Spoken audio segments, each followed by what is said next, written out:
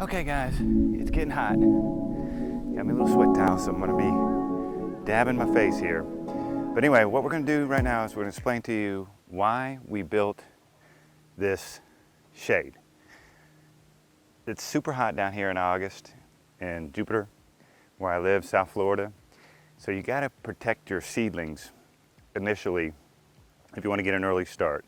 So I'm gonna show you guys how I built this. It's super simple.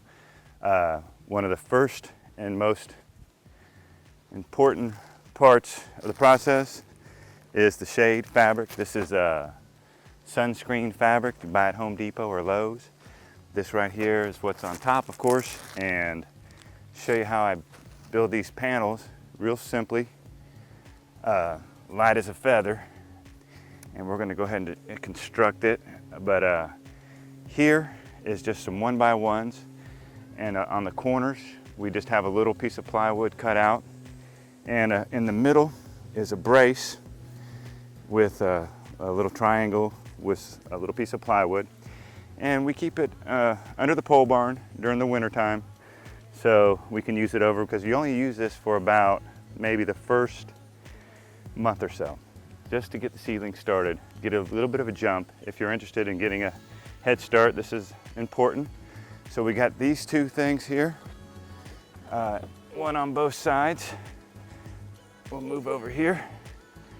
The next component is the fence post, a couple bucks, post hole digger, sink them in at an angle. You really don't have to plant them very deep. As you see here, we only planted these things maybe a foot deep. Then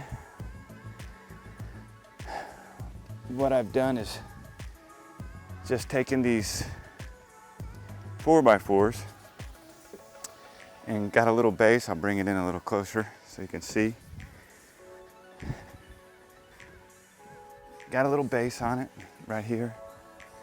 And we just take, oh my goodness, excuse me guys. Anyway, just take some screws and tack it in. Put on the top a piece of 2x4 to support the screen, and we put those down first, and then take the 2x4, place it on top. Anyway, we're going to go ahead and build this real quick. We're going to fast forward the video so it won't bore you to death, but just give you some idea.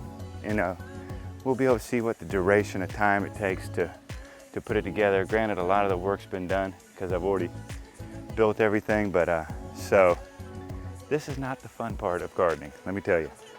But it's all fun, it's all rewarding, so stay tuned. Okay guys, here we go. We're coming back, and there's the results. It wasn't too bad. It's a necessary, unfortunate necessity in order to get the seeds to germinate and to actually start growing. They'll germinate, they just don't move.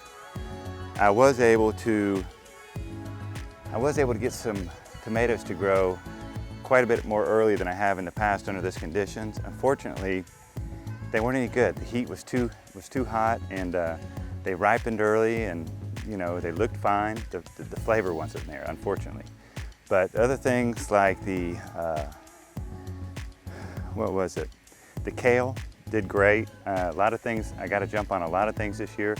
This year we'll probably start off with the things that take the longest, like the onions, and I can't think of them all, but there's quite a few varieties that out here that take a little bit longer than most, and those are what we'll use.